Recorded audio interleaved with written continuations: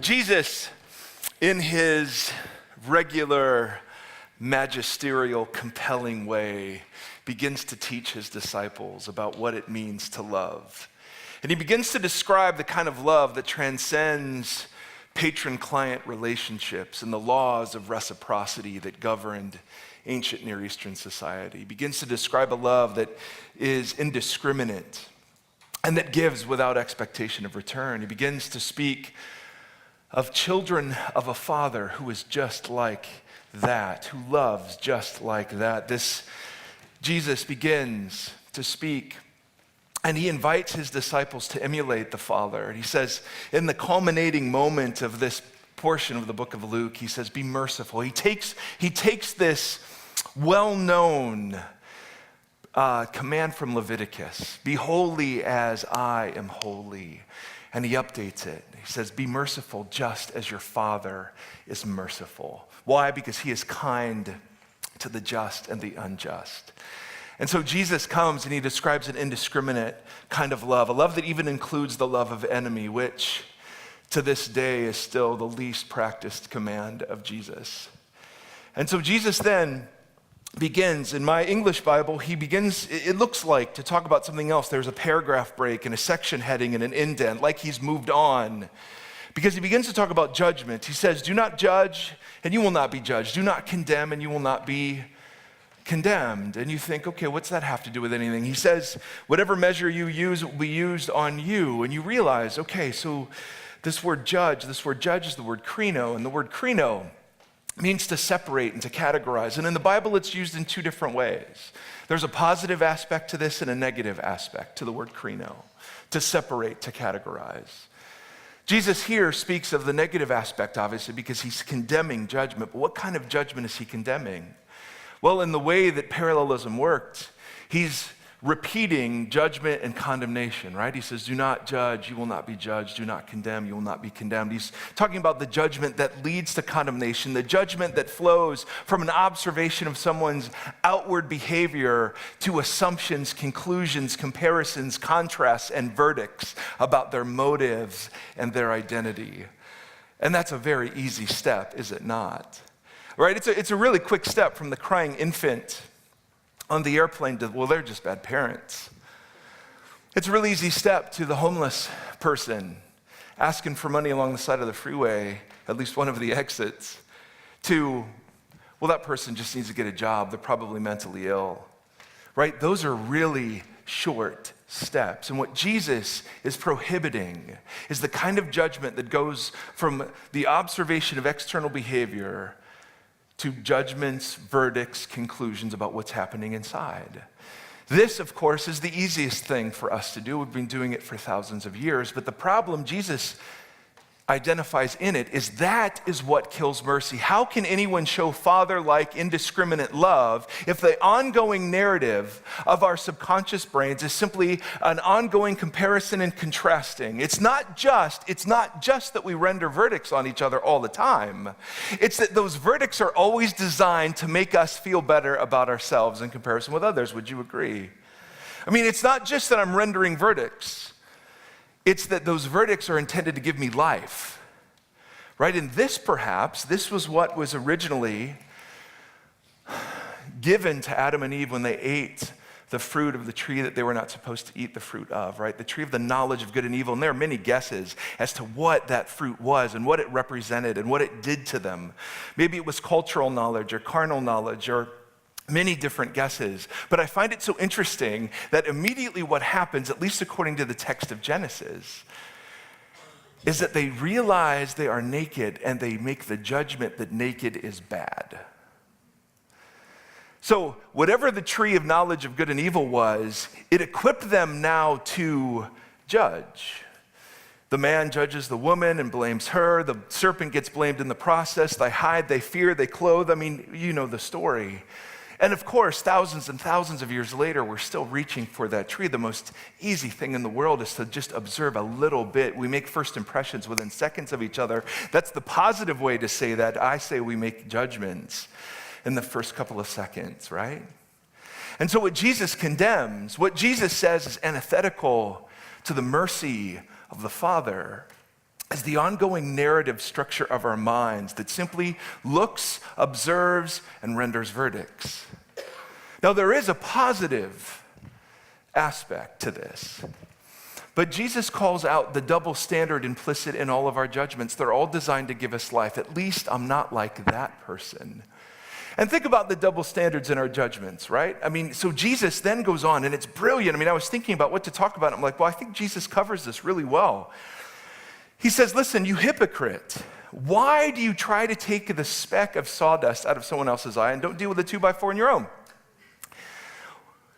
Instead, deal with your 2x4, then you can see clearly enough to take the speck out. Now think about how profound this statement turns out to be. What's Jesus saying? Every judgment turns out to be a double standard, correct?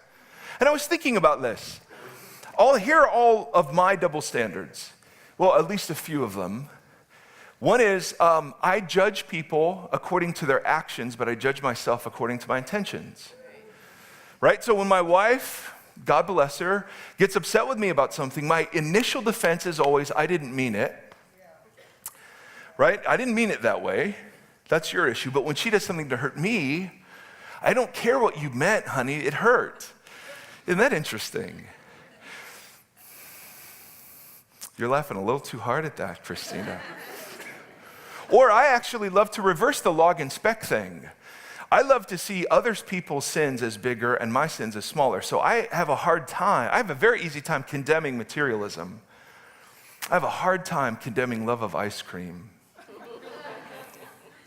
Right? I have a very easy time condemning the sins that I myself don't think I struggle with. So I see a bunch of logs looking at me right now. Right? And I'm just full of specks. Or the third way that I practice this double standard that Jesus calls out is that I'm in process. All right? I'm on a journey. You should know better. You've been following Jesus for 10 years, right? And so what Jesus does is he paints this picture of what the Father is like. The Father, be merciful as the Father is merciful. What's that mean? It means to display love even to your enemies. God displays kindness to the just and the unjust. And then he talks about judgment. Why? Because it's that kind of krino, that condemning kind of judgment that is so natural for us since the tree of the knowledge of good and evil. That has to be outlawed. Why? Because it kills mercy. Because ultimately what you're judging when it comes to mercy is who is worthy of it. And Jesus just simply says, everybody. Now there is a positive sense to krino. There are passages in the New Testament, particularly in the epistles, where there are judgments to be made. But in those passages, it's fascinating. The judgments aren't separations of people. They're separations of behaviors or actions. And that difference is a vast, vast difference. In other words, instead of separating people into the godly and ungodly, to the sheep and the goats, to the wheat and the weeds, to those worthy of mercy, to those unworthy of mercy, instead of making categorizations based on outward behavior, let's just talk about the outward behavior. That it's helpful or not helpful, beneficial, not beneficial, aligned with the kingdom or not aligned with the kingdom. So in the New Testament, you have lots of admonitions for the church to discern. But even then, even when we think we've got the okay to do this with each other, it is so unbelievably qualified in how it should be practiced. Right? Think about it. When Jesus uses the plank and the speck imagery, he talks about when you see the speck in your brother. Or when Peter talks about judgment begins with the household of God. Or when Paul, dealing with one of the most offensive passages to modern ears, dealing with the public and ongoing sexual immorality in the church in Corinth, and Corinth's pride in allowing it to happen. In the middle of that whole thing, Paul says a sentence that has been so radically disobeyed by the American church. He simply says, what business is it of mine to krino or judge those outside the church? I judge those inside. And we precisely exactly have flipped that backwards.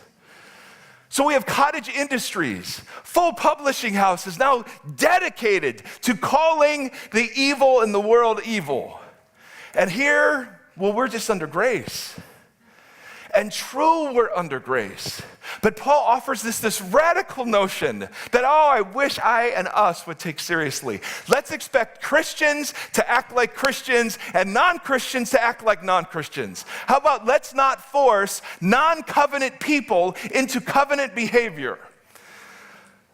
Our moral judgments, we're still called to be prophetic and salt and light, yes, but our moral judgments ring so unbelievably hollow when our own house is not in order. So what if we took all of that energy and zeal of those non-Christian pagans out there in the world? What if we took all of that and followed what the scriptures would say? That judgment begins with the church.